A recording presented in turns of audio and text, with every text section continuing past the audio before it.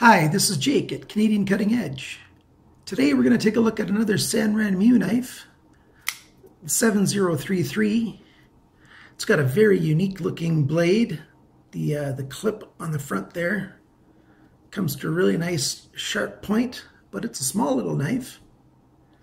Kind of rhetorical there, small and little. Yes, I think it's a neat looking knife. It comes in several different models. There's models where there's no this has got a black polycarbonate. There's others that are just skeletonized and with either steel or different looks to it. GearBest has got 5 or 6 different models. Other vendors have 4 or 5 for 6 models as well, with a wide range of prices, all the way from $6.75. This one's $7 at GearBest, all the way up to just under $11. So this is one of the less expensive knives. Come on down to our desktop and let's take a look at this thing. So Sanrenmu's got a knife for just about every taste. And this knife is a particular taste, with a carabiner type clip at the back here. And then a blade coming to this kind of tip, really sharp drop point.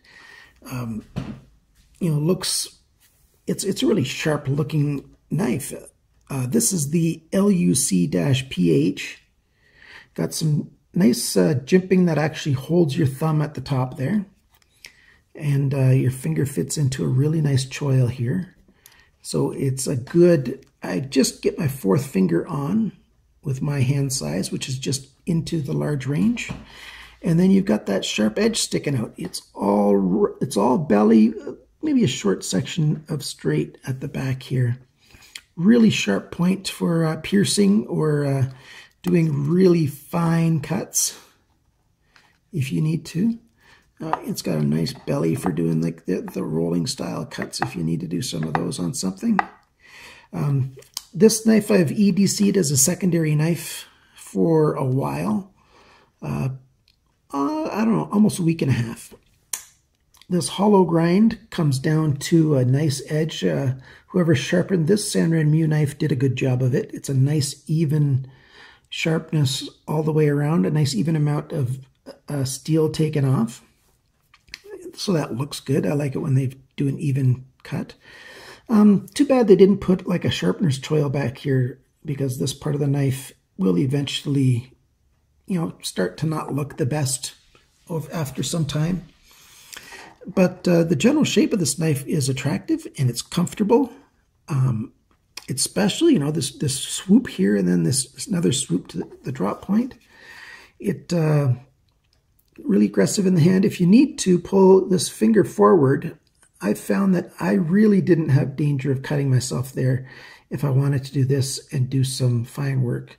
Of course, each person needs to be comfortable with where your hand is. If you're not comfortable doing this, don't do it. If you're very comfortable doing this, go ahead and do it.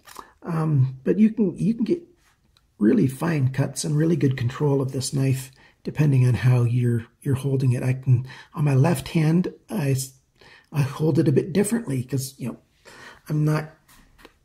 We don't use our hands both exactly the same way. I use more of the tip of my finger right there, and then my thumb up in this round spot, and I can get really good fine cutting with that. I grew up left-handed. 3 older brothers that were right-handed, so I do a lot of things right-handed and some things left-handed, and it has given me a lot of opportunity to do all kinds of different things because I'm sort of semi-ambidextrous.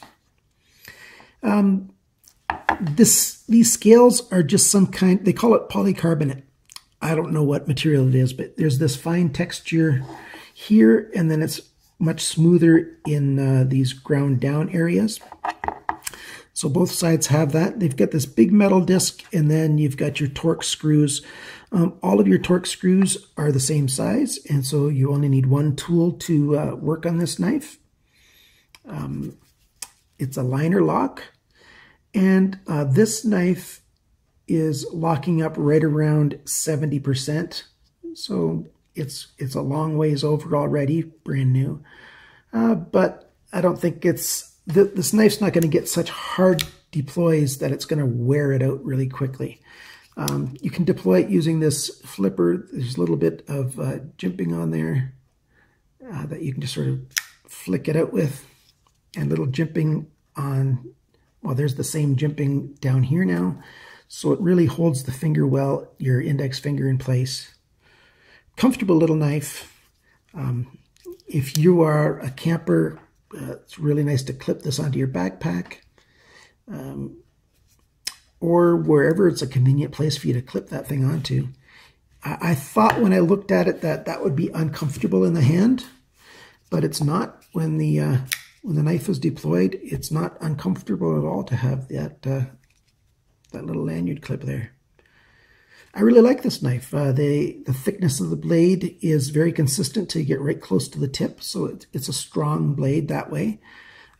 Just under 1/8 of an inch thick. Really nice to hold. So when it's open, it's got a total of about 6.5 inches, 16.5 centimeters. It weighs 2.5 ounces, so it's not going to be a lot of weight on the clip here. That's, what, 72 grams? It's a nice knife, a nice blade for EDCing, because it can do all your basic tasks, and you don't need a big, huge knife. They've done the Rockwell hardness on their 8CR14 MOV to about 57, which is good.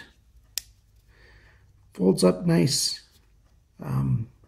The detent sucks it in nicely just at the end, just a tiny bit at the end. It's not a big, strong detent, but it's adequate. It'll certainly hold it when it's closed. You know, if you're looking for a unique kind of knife, a little different than the rest, take a look at this model, the 7033, and especially if you want a skeletonized frame, there's several different choices of the 7D33 of skeletonized options. You're looking a little closer at $11 for those. Again, this was $6.75 to $7. Remember, guys, always cut towards your chum and not your thumb.